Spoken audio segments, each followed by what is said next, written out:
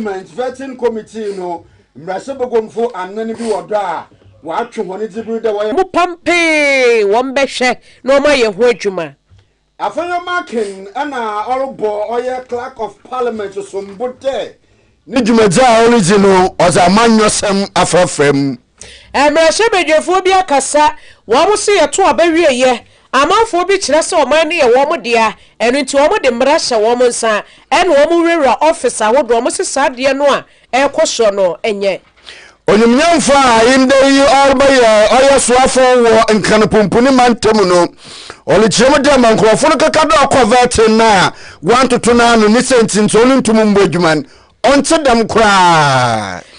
Bebre ka ho ne yede besomwo se enwumre no nsia KaseƐ bo na yede aseda ma boshaba electricals me pacho wo pe chandelier corner light gate light ceiling light afi led air light a blue and white and which wo pe CCTV cables ne ho cameras nyina ye boshaba electricals na de obeye nie ko TikTok anasa Instagram na ko boshaba electricals ehye obo se ye niema no ni nyina beba na edi ehim enti wo geji de open wo msa no anu aye fast no aba ya hye no aba abeje wo de ye niema na kama enu nti energy commission wo mo agia tum se ya papa enu ti edum PZ wo mo ni keje ti market di nhwe ni mo afa prison run about we edum he ya nso obehu ye PZ antiata akofo building ni mo ana 03220 30838 0536 095 966 3P Garlic Mixer Piwak Natural Herbal Center and wakofa oya 3P Garlic Mixer was abba oya immune booster afi high blood pressure or maintaining you pa misafo a wo bu wonin sa what your wechi afi high sugar level or maintaining no awa in the wonsa and wonan Ota yo titiriti ni nyina no 3P babo stroke fom kagibia asthma fo wone je enemeyimfa wo eswanchimo ye ni nyina 3P garlic mixer obabo bopin oya pharmacy and afa herbal shops biare mu wo manyimu na kapedi wonsa baka bi 0248928824 na ene jimonchirem ne tanaman na 3P garlic mixer no wonsan kabina enyumbiri asemufo asema mahena nyanum abien ayede KaseÄ boy yaze browo oya promise radio 102.7 and after promise TV yaze browo ya ame uncle ebo baini ana munyaba nada Afia Broni pop bi kwasa white ensemlo enchiremu eni na yare transfer mun muza na yaze oya etefo na rafo yayiwo ko mrasebogom na da mabri ayare KaseÄ mrasebogom tinene mechira speaker honorable aban smane babin ni bofu ye papa panisentin de nne nansa na ozafutu ozema the vetting committee aworo to transfer wonanen de nyema bi rokodo wo vetting mo ntwaye ni sentinti obawaze nyimguase da brohon de woye mbrasebogomfo na speaker of parliament otu damofon na de chin papa impanyufu wo ko vetting enyumbu nondu mpamu yankwhwa ntokwesi kikirikikir na tebu na mdwim wona microphones na nyama wodi djuma no impanyufu a watete dam hona abodwofu ebimu woti mwefu dwen ina ati na no insemunu nkote wodi wo parliament ma yere KaseÄ enyamara wasa ne enyama kakraba no no ina nde speaker of parliament richema wa video ni bi na video na ohwe no oya majority chief whip onyamfo Roxen Dafia Mapo ana minority chief whip Frank Anodombra ana onyamfo Hassan Sumali Tampuli na afi Jerry Ahmed Saibu dem mrasebogomfo anani basabase yo si na wo hubomu ye pa enti woni zibir da woye members wo oye vetting committee no dono watwa sensan na woruhem na speaker wa mrasebogom oye abambofo no de won ko report asen mo police fo na dem masebogomfo anani mo hono kono mo wo parliament ho kapim na police fo be yehwem na wodi no mu nchem wodi apre ono speaker of parliament Let there be no doubt, Parliament's credibility has been seriously undermined. An urgent punitive action has to be taken. Since this was done, contemptuous parliamentary in facio parliamentary. Consequently, the following members are suspended from the sittings of Parliament for 2 weeks from today. They are 1 and 2, the 2 chief whips, in the presence of Mr. Roxanne Nelson Eche, Kwame Dafiamapo, and Mr. Frank Ano Dompre. 3, Mr. Alassane Suleimana Tampuli, and 4, Mr. Jerry Ahmed Shaib, leaders on the various caucuses to take the consequential action to continue with their leadership. But the Marshal is hereby directed to ensure a full enforcement of this suspension in accordance with the rules of the House. As Speaker, I reaffirm my commitment to restoring the dignity of this House. The people of Ghana deserve a parliament that exemplifies leadership, integrity, and discipline. Members must reflect deeply. Embrasaba gomatene onyumnyamfo aban Sumana Babben showman ono abatia ntine masaba gomfa anani watch one asensen koprum de nhwem mobopem no oba abedegwa ye to KaseƐ bono so edom kuma ye wo mra shebedwani wo so obi tete wo mo wobi haha wo mo pa ntie ni moni mu ya yenyi se nipa kro no ensi nchen na wo mo chese owura ye friend se Roxanne Nelson Eche Kwame Dafiamapo na eze papa no ye ntafo na natalo so na ye ketwa wom se anwafo no wo mo wo ntafo a Eche na achu enti Eche dia na chese Ewura Dafiamapo na ye ataketwa atakakra na ori na minority no ebo wo mo so bo se papa no wo betena eye vete no so bia na niema bia wo ye entweye wo mu nipa wo mfa nipa nya boge na wo de wo moye swine afei se wo bi betena ade no so na ye toto na no a na edru minority force se wo mo nso entutu nipa na no a na Ewura Dafiamapo na se opeso tietia minority for ne fa hodie so ase wo peso bully wo mo chese wo ye wo mo ayakayaka dia ama minority for ne chese wo mo mpesa kra nti wo mo de to speaker eni mpanyifo ani mu sei wo mo nyi papa no nsi nchen eni fast na orei ekiremu a na kire se wadi kan aka se Ewura Dafiamapo ne niyoye bi enye nanso kamia kwese empanyifo bi peso metie so omde ombekoso omaka na nipa wodi sansem we etudwa Ewura afenyo marken ye wono futumra shebedwani no asanso edom kuma no wo ba no deni wodi nsemi to ensemtrofo enim wabra wo fre wo mo na wo cheche ni nsemu. But to my respected friend Roxanne Eche Dafiamapo, if he thinks that he is still in opposition and he would be a bully, then he would meet his meter. The Dafiamapo has gained notoriety of shouting, yelling, undermining his own chairman, interrupting proceedings, undermining his own majority leader, and he describes himself as the avant-garde of the government. Really, is it the first majority chief whip? The majority chief whip role is to be a key negotiator. He should be a diplomat in the chamber. His job is not to fight. If he did so successfully in opposition, now he is in government. So President Mahama and his government may have to rethink their choice of Roxanne Eche Dafiamapo as their majority chief whip. Eni ekwotie yeyi Ewura afenyo marken no se nye minority ni nko na so ha wo mo wo se majority for no kra no Ewura Dafiamapo yi wo ha wo mo pa ye proceedings vet ne koso a obo se na papa yi wo ye dede no okekem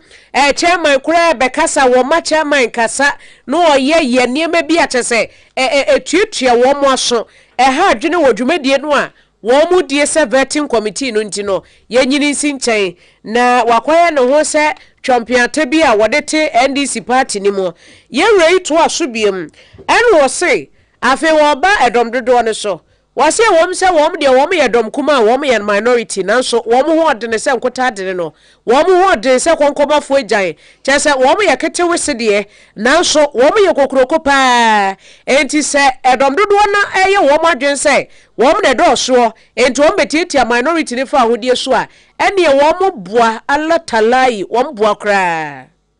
We are beginning to observe attempts by the majority to force through some nominees and railroad them through a rubber stamp process. We are also beginning to observe a breakdown of security,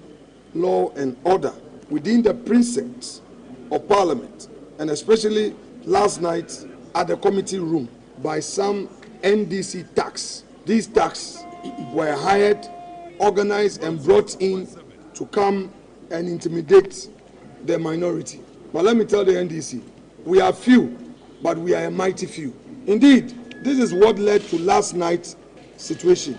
Their plan was to use their so-called supermajority to intimidate us. The NDC must know here and now that they won an election, and that election they won, they are to govern together with us. We cannot be intimidated, and we caution the parliamentary service led by the clerk to parliament and his able marshal to urgently step up security. When the piety in Kay a futum Rashabeni was a dom command Wamobano Deni, Yera Alexander Afenyo Markin. Now, what done is a trophy in Shimina. Oyumyan for Afenyo Alexander Markin, Oyano, Dembre Yemudo ranking member, war appointment committee no to know. In all the there, the clerk were appointing what my appointment committee no. Hey, clerk ni jumaja origin nyina show papa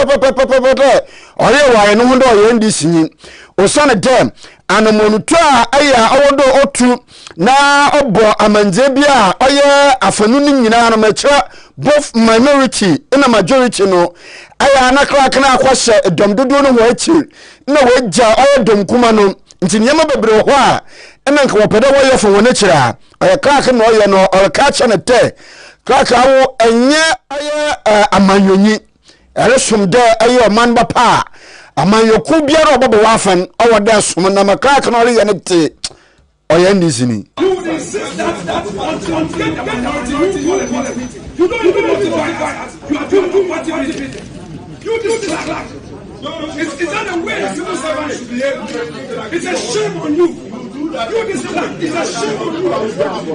You this clerk, if you want to decide parliament, we must pay you. You go another way a civil servant. You this clerk, it's a shame on you. You this clerk, it's a shame on you. You this clerk, we don't agree. We are not against your government. We are not against your government. We've been cooperating that you should be fair to us for the meeting. You should be fair to us. You should be fair to us. We are helping. We are ready to help you. Don't mistreat us. Don't mistreat us. The fact that we are minority, don't mistreat us. We have helped you. No opposition ever helped the government to form a government as quickly as possible this time. What else do we do? And you this partisan club. When I was majority leader, you insist that the minority must be heard. For Alexander Afenyo Markin in the vetting committee no don papai new briye pa ya video waro sa nanche crack no gina nanyima aba enkanisa bo nanwa you this crack you are biased. Shame on you or the shame on you the man and a vetting no koneri. Hey, Brafenyo. Every pinenisi da bogwa yana sumbodi ya wagana ada mpipinenisi bogu wagana no hey mo nyina wali ye vetting no nyina ni nyina no none of them and a wagana at heart when you biaro so many party wo ho no bandama ayena ye nyama yesam no ayer pomanu puntune ehin na yerko ahen na yerko momo dia mo be bia mo be favor ndis nkote mo be favor MVP nkote mo be favor ndis nkote mo be favor MVP ntanya na ye nya MVP na ndis no where do we go where do we stand munjai ai mo anyin mo ayempanyimfo oda mo na sabe nyanso mo tirum ye wo mana oda ye cheche Afia ko ena bodem ni bikasa mo na mo ble mo wa no nya ni no okasidan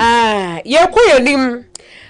minister designate ana se wopanyi a yeyi no aboni di se wo mehwe ekitawodi ensem so afei eba no abefo ntenta fidie digital technology innovation no a wano na ebeda ano eyora Samuel Natejo dodo no abone mrane se Sam Jata George orei ene wono so ekọ appointment committee no enim ene wode kwoto wo anim se anti LGBT bill no a ye kan ho asama fie twemu anase emfie bebreni a ban a no wote so wo mo kan ye na wo mo de ho nkrata kopiem wo mrahye bedwafie se mrahye bedwafo enyi ntumu nsensan na nka ye mpene so ma sebi enturumu difo ye wo mo wo man mu no enkoso biem afei ema ne ma wo mo tafre wo mo sa ne ma ni nyina ye nyi ntumu no a ho asamo antimi awie ka ya ban dada no ekono ye rechire mu a ye besa toa so wose ye betoa so biem pa enya de a ye betwa so ne ye beka ya na anokro mampani John Dramani Mahama ekofa ba ye se wom se ye sa nturumu nsemi ye ka ho semo ankowie pa ye de na ekoye se enipa ba ko bi no sore ye ene wode ho asem ba ye ntina ebia entumi awie pa ye nti wose sabre de ye nye mu fa ma ban no eni mpanyifo ahodo a wo mchi oman ni mu a wo mka bie wo mu na wo nyina ntra sinhia ento adwene na ehwe baabi a ye de saa asem yi bekọ akosie se be mamu a na nyankopon aba oba ama wo oba fefefem tiwei eni emanimu ofe meto efemechi everywhere you go is a beautiful na wo se wo mpe moto te se me wo pegase te se ankle body a eni na se wala so wo enti omampanyi John Dramani Mahama se ye beka ho asempa na no ne kopie mo vetting committee ase a Yera George ya okofa bai wo se woni wanya mu da wose wosa kopeja ede komrahye bejefie biemu a wobesa kwa kopeja. The firm promise and commitment he made to the Ghanaian people on behalf of his party, the National Democratic Congress, and his candidate President Mahama. When will the bill be signed? Thank you very much. Thank you, Mr. Chairman. You know that this question, because you were chairman of Constitutional, Legal and Parliamentary Affairs, you know my passion about this. His Excellency President Mahama spoke immediately after his swearing in when he met with the Catholic Bishops' Conference. I wish to quote what he said, parts of what he said, with your permission. Is that all bills that are not assented to before the expiration of the life of Parliament expires. And so that bill effectively is dead. It has expired. I don't know what the promoters of the bill intend to do, but I do think that we should have a conversation on it again. I repeat that again for emphasis. President Mahama said, I do think that we should have a conversation on it again. Yera Sam Jata George no Minister Designate Communication, Digital Technology and Innovation orei wo boy adwuma papa na no de wase ye bisa no ase na wo kra we adwuma foforo bi ka ho wo adwuma yi ho secondary income oh my wife is industrious I've married an industrious woman. I've married an industrious woman. Yes, enti my we no de oh oba to bema to oba Bible crash oba wo bema wo kwan da na we the madam poma mentin wana say o yonko bema coffee ni tu na wo boy mama yankana tumudi for no madoso na no TikTok social media yi so yes dwumtuni bi a menim no ene abrantie bi ade bia wo se manta ade asasa e wo TikTok no so wo mo yeturumudi fo wa kwasese wo mo yeturumudi fo ko ni we onya brabo papa so da ye kan ye tim mo wogye na pressure wo rete we so no we ma so hwemo wa na ye kafadi mo wa ye no obi so mpa na se sebe eye prepare ne sisu ba we no pa nyimpa no onyela na ma Linda obenewa akole okuro na omampanyin Mahama boni dine de anka onko vetin na won vetin na omayen ka pumpuni swafo nampa mami kopo hokwa no mese na committee no kopo enyim mami wenji sima baye numpo waso ye no so dama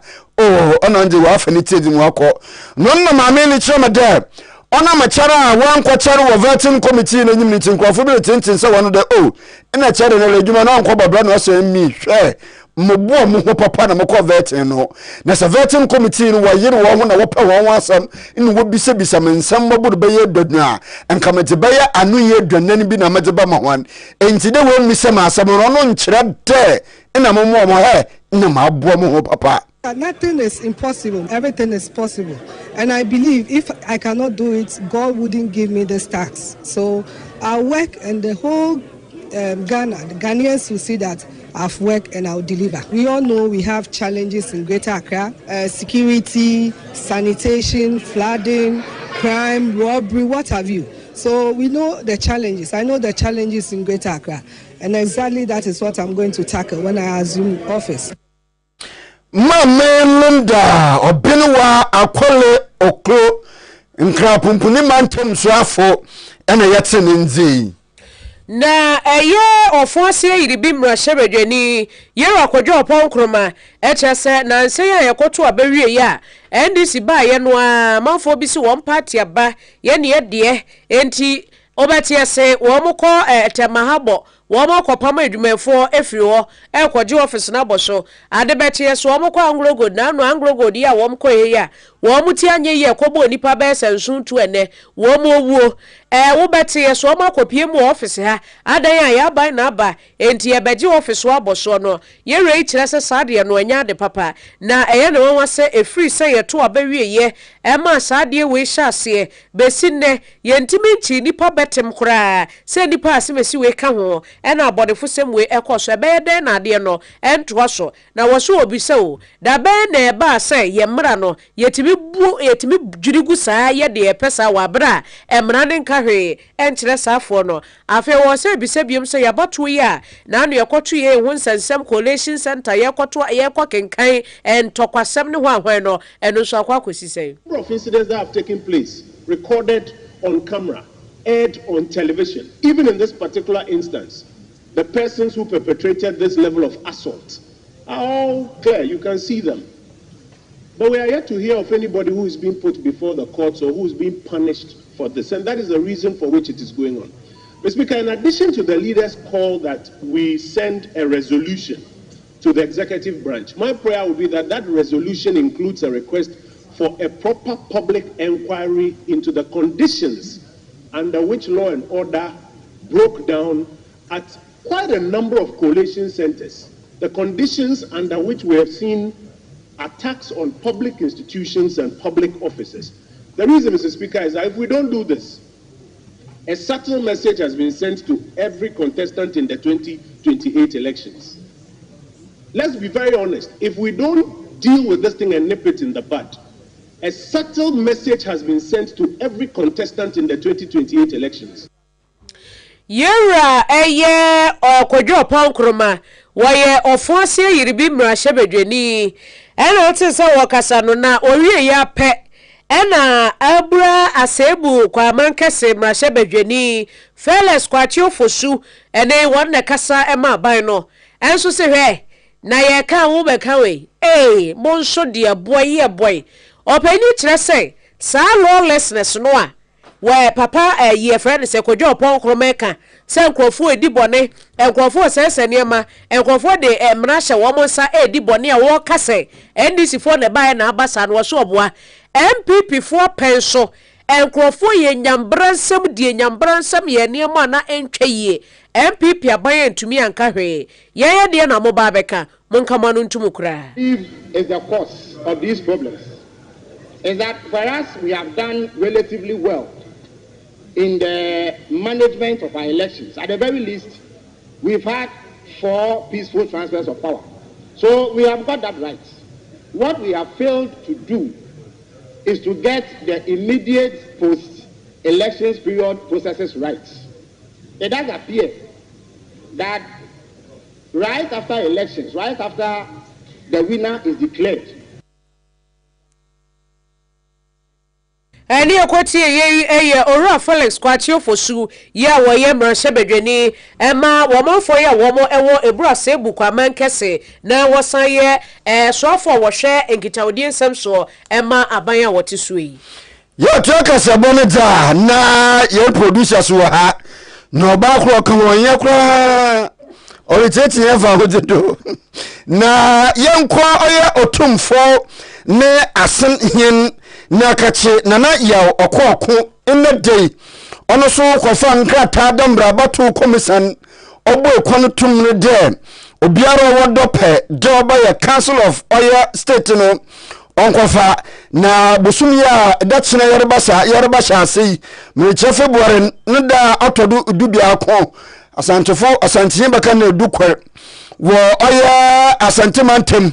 obia obakwa ko represent oya asantimantem wo abam the council of state in opanyini so kofa nkrata ya ndoza ko no lucheme de ono ma oda ano nana ya okoko dembro ya otumfo ne asen hinene oye asantimanem puntu na nkan konkonti na opada okona so kwa wo pushing mo kwa obobo no modzen na wa kopuru puntu zabra asantiman yes yenya council of state but ya na ya asantiman ho nsem no enheda nkon kansa nti ye no so a oba me constituency achman wa beja south bibia ni ho a me nuanom yamfo ya hu nchi ese ya pa atwman puntu nti e feel say edu bra say ye kono to the regional level no na yenya tembi etimi tu ehu si o ma assembly ama ye constituency etu ehu se ma Ashanti region na ye ko puntu de bra Ashanti region nti kwa ye ko no se nyame ya adom na ye saka e Ashanti region ti na ye ko se be nya ye personal gains na enye KaseÄ na se na ye mu kakra bia santima so nsabeka no o se yesu etimi ko ti ya adwen se sabe no enya wi a ye na MPs no enyina beka bo ene do so mata se bia na ye kokos ayi MPs na pre no yeso ye de tache pre ba bia ese ko na ko ye manfo so eho ato nti eya sentiment na eni abre na opanyina no si na oroshe assembly members a meche small honorable sa nyame ya duma February bosum ne da otodo oya idu biakwan awon na wokọ akoto aba wesi hene de se woroto aba na wo mamaje nto aba mo obi a abatu na chi no wo na wo bohun obi so asare kone na ado ekabisen bibi ara wo na asoro bi enyim na bebia ro se bia no ebotu mo hun na yena atwen impuntu hu abatu de ato na ese de wiase na ko no ya na nya sabi do betima ma osika o ma osika wato wa adwena wi uwie na afre no amfa wontumi na afre na mum se obemo adwen mada ho no hu yi se nipa abene abebia otwe fon se wo frɛ no se wo pɛmo a obetimi aboa wo ye aye kwoye obu wo a se benya aba na ebeto anka o approach ni kra heading enso do abatu nto bia ba na so ye friendly but ye ya omunim ya abene na omu frɛ nyina no omuni ti ye phone ya accessible 24 hours at bia frɛ abenya eno so nti ne ye ko se be beboa na nyoma nketen ye betimi aya aboa nipa ma na ho an ha na bia no na ya aboa nti nye sabi na KaseÄ na enye na yi na mum se obedu hu besi ho tu hu asi wo sa asantimani na opanyina no si na bofo atwema kwa boache dankwa otodo bien oya hin wo oya atwema jankoba wo atwema nwobeja mensinu mu ena no so o hye assembly members le wo mamodena nto abama na ya okoko na onkaji asantimana nyim wo council of states noto no na obaboa mampunto aba ya okoko yo bia bedi hin nana nante ne menu apani otumfo ablafo hin nana kokko anante ehia na edi nkoma contributions ya wode ba na enu tum se na dwene mu do enu nti wo pe bibi se ya na o se boni chi do yedim se wo mo moto aba no to ba no ebenya no ho emfaso ana se wo mo ye mo na adwempo a yenua no wo ma asanteman emle pesan se wo yo hin ekọ yewura na so a se mo kan se ohia impuntu wano so yo obi a oble no ho ase eti wokoka wo mampani ho na se afutu ase fata impuntu semo a wo mampani pese wode ba santemam no wode so na so mu a wo mampani so betu ho anamon na asanteman yeso enye to mapafra enkomani nyina ro tofobonye time otumfo asen hin nana ya okoko pada ogina santemana nyim wo Council of State nanda odene nkrata kwa no na da mensam nyina botogwa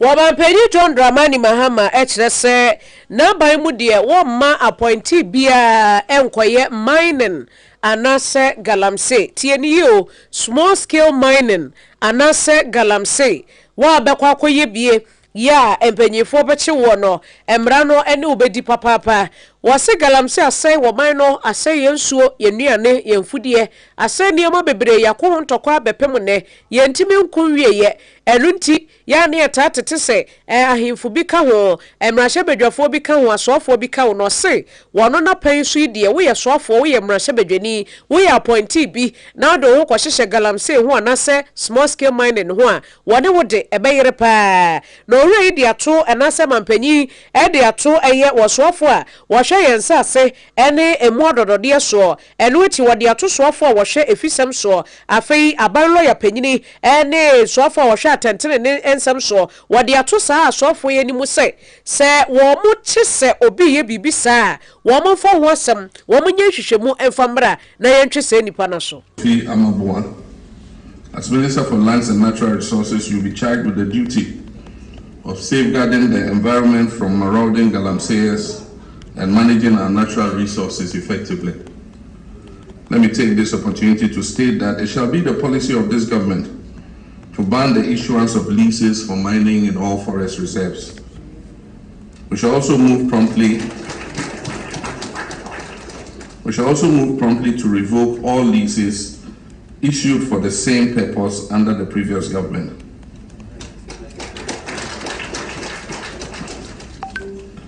In addition, let me state categorically that this government has not given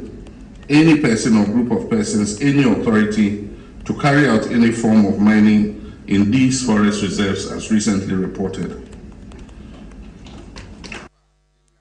Ani akwati ye eyo mampanyi John Dramani Mahama. Na ekuri wonezere Coalition of Indigenous Business Association ya wotwenitia ofemon oya siba ana warfra police sanyin marechera IGP ina afi abanete wombra wonesra bamu na warbra na worichema mansutwi abada awan na Ghana Industrial and Commercial Estate Limited also wotwenitia ofran oya Gisel na ninyina woweja owonkrapompuni mantem no mu na ikuwe walichema oya Giseli wade a police fo na fe nipadombi wade tete wofa hodide dem oya edam ina nsase ina stores bi na za wa to de for smith one oya aza wo to one wade fido na opanyina ohweku wo sika samdo de mahwan iye nana obia edu ina ole chirem dem Smith won mbadina de japadina won wato fi hwan nchar no oyaza iku bia so no letete wo fa wodido Siba yenya eha emfa ma Smith because March 3rd 2010 ena Smith e publish ye say eha ka no omati omoka ati omonfa so Gisel eye holding company Emma Snake enti sene Snake emra yesha Snake se omra mefa ono eni ne company oti omo so omra meji omo sika no ema omo no so omo se omatete omo ka wie dia eni Snake emra mefa Gisel fo enfo omo free hanko enough is enough enya sa na said ye besi wo mayi mu no mo bia misaye wo ho ni abebu shop ni asesa wo ne ma ni ade ko na obiya na nusino ena ikunim bani bi wonye hina manzibofo na nansa izin komode waresra IGP domo modina nonye nremo anmu yadzin mfa aposifa oya 27th of January 2024 iku anizinzi Gisel wadi ba betete wofa hodudu no na asotwa osano onfa mahwan no mu ye bia no mbeye Sanse yentimi ntsana baabi a ti ye adwuma ye ntsana honom na obi mfiri baabi na omo emama me ye de ompe emfa ntia ba ye tie ye fitafo omo nim de ye fitafo yesu ma sitie ya na mra tintin na ya kam ye nkola ne dan wa asa de tie bia omo nyai na empanyimfo esoso ne ma ba de ye kwakwaye na ese de ene me ye abuafo ye so ye mmasa kwan ne bio so omo di tuo ba ye so be fe ye na de ne de hia omo enti ye ka kire IGP se omo fe se problem bi wo ho na omo pese omo ne ye hia no omo frɛ ya ye be hia omo e wo kwampa so dan se be ma police for di tuo ba ha bla ye nim ni omo ba be ye wa ha ana se ni omo kwan omo ba be ye wa ha ya no anu enyan se nsem na ya buru ye so enti ye se IGP ni omo mpanyin Mahama se wa momodia no wamfa ne ne nsi foma yesu ya de yesu kan ensu be hye yensim. Coalition of Indigenous Business Association Honusu Adesaze Wazirma George Akufu Dampare no wonsam bi na nanansa hena manje bofotwe baya yeza asum hunna nwumre Emrasho bedwani mu amanfo wo mo ewo German South abato mpesua so ye wo bono mantemo eye kena okwadwo damoa na ene wode aseda ekoma jape krom hene ewo na hemfie wo kire se wo kopre abato no wo moto aba no ema ne kama enu nti na wo se wode thank you to ehhehye so a wode kopie mu ewo ho na okoye no ene wode bohye chenchirenche ede kwoto na nanim sei wono de wo ye MPP ni ene wo be ye mrashe bedwani ewo German South Nemom eye emrashe beja kunya no aka ho a ewo bono mantam ho no wase NDC for the teso nanso no wone wo nyina beka bom na wodomo ahwe etumia ye eye ekwan a eye brekum ede kwa drobo ede kwa sampa kwan no wose wone ombeka bom na omo aye sa kwan no obi ti se eye brekum emrashe bedwani jama no fo emrashe bedwani sunya ne emrashe bedwani ya ni nyina ewo bono mantam no emu no wose omo nyina be collaboration na wo mo aye sa kwan no kanka de anaba kuma hele ba fa ye kwa na ade ye nyina ye ni se ye ntemu ha ade ehia ye pa eye ya kwale kwantempono no ene de akeka nyina nti meso da na dwono a yesu aye no na nua no ma sese bedo so abewo ndisi no ne be ehya ase ye o genjere ye o group ye o Sunyane West ane zaman no ya kwane tempono no so won ndikane ne be yakasa yihu ya asana nkodo ma fo so yenyina ya kabo ye nyante asese sese ye bono mane enye NDC eni okotie yeyi eye German South mrashe bedwani eno no Kenel Kojo Damoa na jape krom hene okatechie amoa etura konkonchie nyezio wakatechie amwa etura konkonchie papai anase wahene so ekasaye ede aseda ma eye mrashe bedwani se wadwene wo mo ho ede aseda bre wo mo na fei wo hye wo mo bose obeye kwan na ma wo na emom wo so mo hia health center wo jape krom ho enosi na abai President Mahama ashe bose ju abai dumadi bia wa hyase a oye wa bai enya dia obejan ho amanaka ho yo se ni naka Ghana man yesika no yo wa she nyina bose die abai hyase bia ni predecessor aye nana gufo ado abai hyase a oye ene ni ono ankasa hyase bra owo ama abani oye ni nyina no behwese ni nyina be kwa vi na Ghana enya so mfaso yo ni bi esa wo koyi ona nana obani kana ye de ya bo chiri kakra eni ekwatie yeyi eye jape krom hene okatechi amoa etura konkonchie na opanyina wa bonitire de ono so wajini tuma omaya osoafa ohe oboati na aboti do abodi nyansepem ana afi abafo ihwehwemudo no onumnyafo Muntala Muhammad ina oni chirem de na me ya adom na se wajini tuma mono ozire bani afoba biara owoda otum odua idua kor nhihye ina ozire ba ose olichema ewo manika na dambra yan kwae orosai manisa zunti obaji no boja obaji me nyina chimatoro bahon mono ozire bani osane da onyimeda abanedadaya otwemi ono so dinse bi baye a okyerem de panyini biara owoda odua idua kor ono ye every man per 3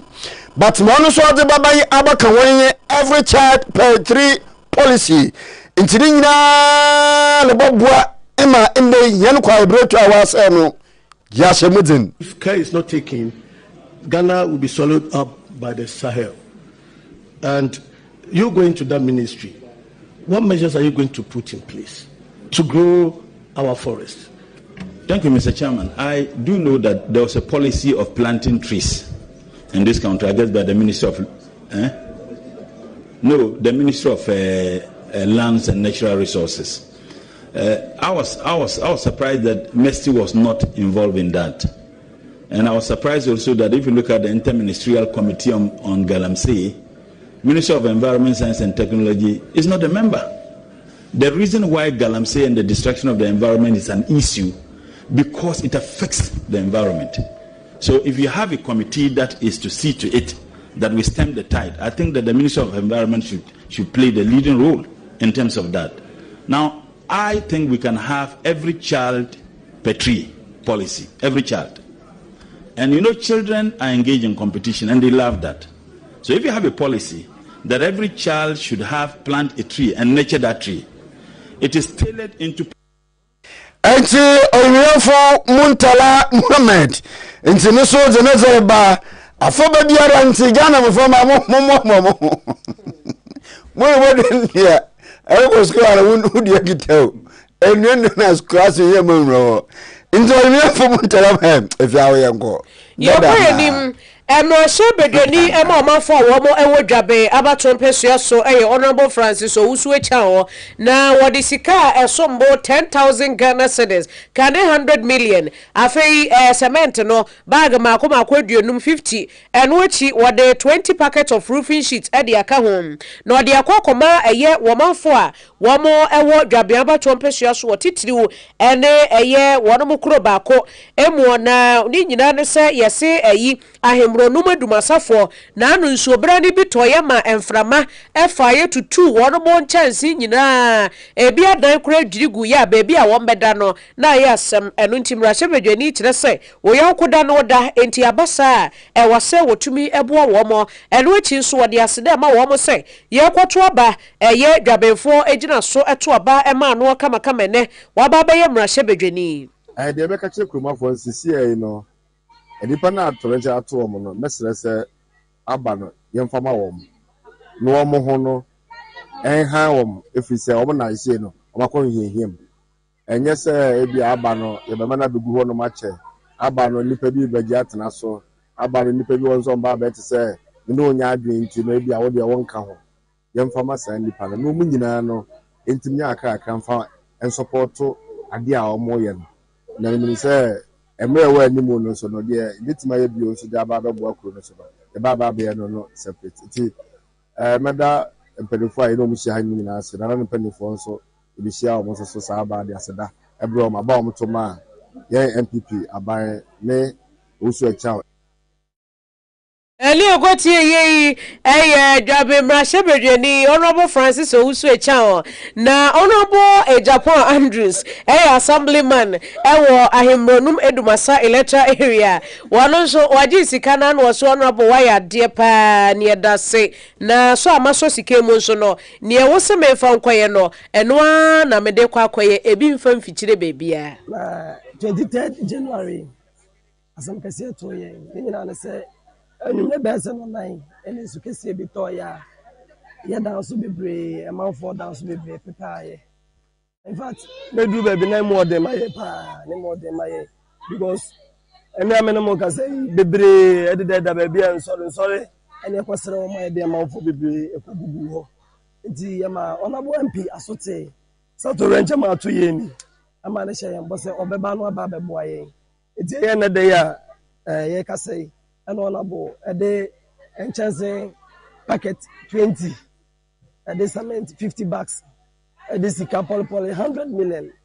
and 10,000 Ghana cedis account Small honorable ne minimum nti ne kasa na ye bibie ho no mo we ye honorable Japan Andrews assemblyman ewo Ahembro no Medumasa electoral area na adehia wo mo asem to wo mo honorable abeboa wo mo so e de aseda e ma no ipa mo cha me de akosi afema na sa ha se na mfi aha na mfi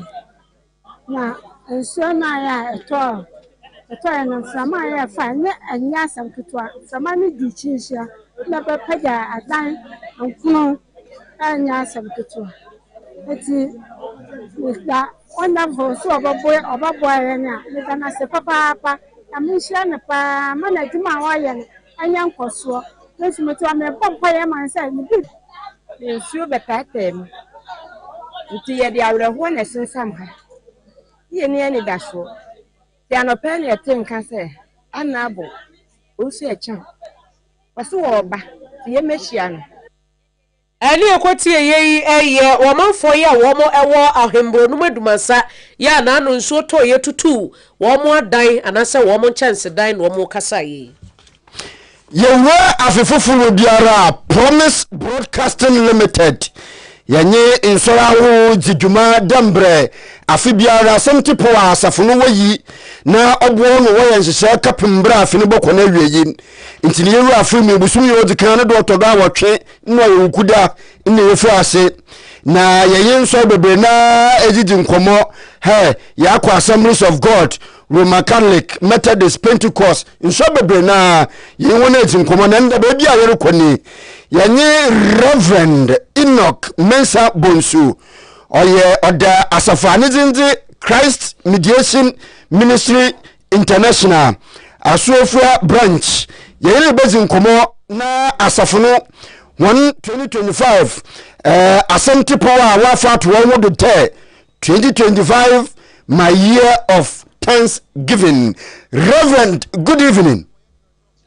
Good evening, Papa Netesai. Nyamia dum yewu ye papa pejidira ho so na asafoman wono mpoteta paw.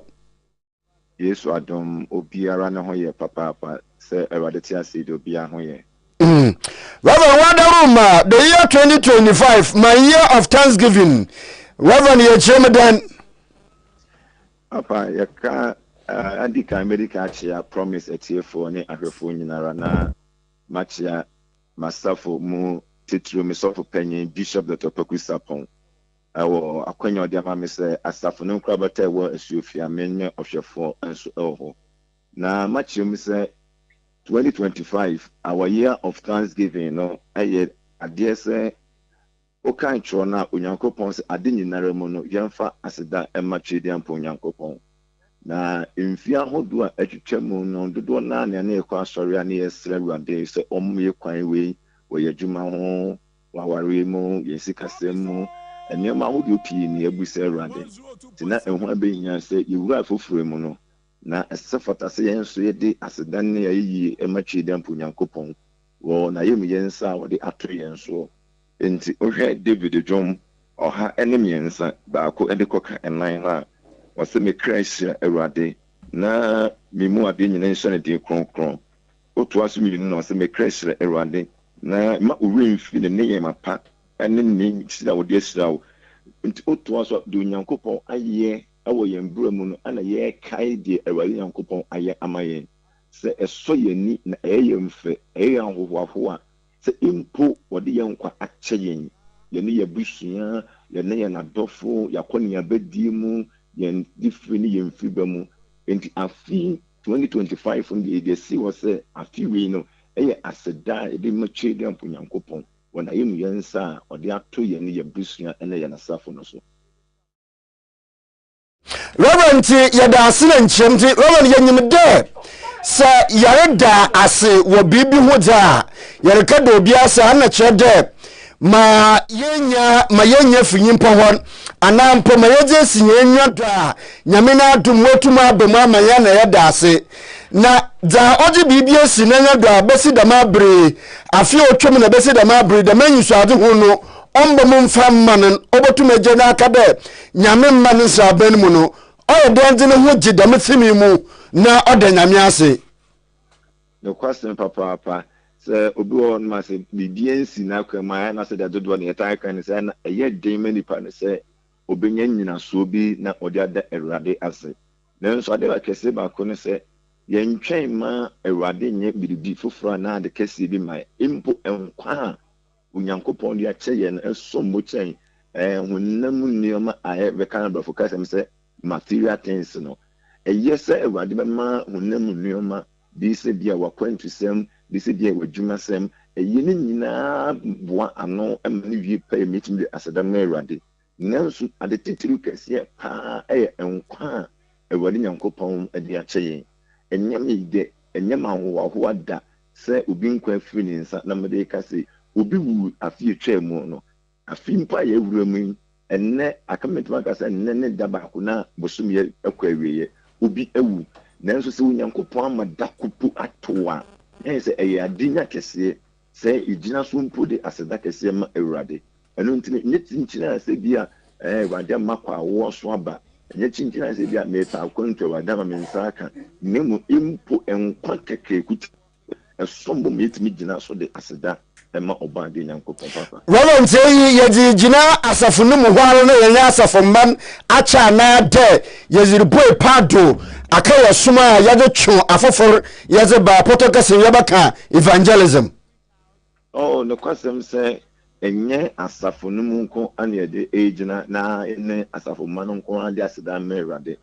yɛde kɔ mmɔnten so ɛno nti no ayɛ bosom yɛdi anim February ya no yɛbɛtum hɔ namɔn dodoɔ na titiri wɔ asuofia mpɔtam hɔnom no akyɛn ase ne Smith Mark sɛ asuofia mpɔtam hɔnom deɛ yɛbɛtu mpɔtam hɔnom ne akɔ mmɔnten mu na hunyehia sɛ ɛfata sɛ yɛde aseda animuonyam ɛmɛtwe dɛ mpo Onyankopɔn wɔ na yɛmiyɛ a ɔde adom yɛn sɛ yɛn nkwa mpo kura yɛn no ɛyɛ adenya kɛseɛ Reverend Anyimbi yɛda ase paa na wɔbɛr Reverend Enoch Mensa Bonsu sɔfo panyin a ɔda Christ Mediation International asafonanwen enende nyumbro yɛn na edzim kɔmɔi yɛgyina yi do na yɛdze KaseƐ bɔ ne gye si osane dɛ commentary no mu Champions League Solomon de Carter a House of Folk wa wɔyɛ wana House of Folk bi House of Folk bi ekono de yɛ oak tree no ada ho ɛna kɔyɛ jata wo ayo yɛdze KaseƐ bɔ ne si sɛmfo panyin yɛ owura Emmanuel Korea Emmanuel Odro Korea ɛna afei yɛwura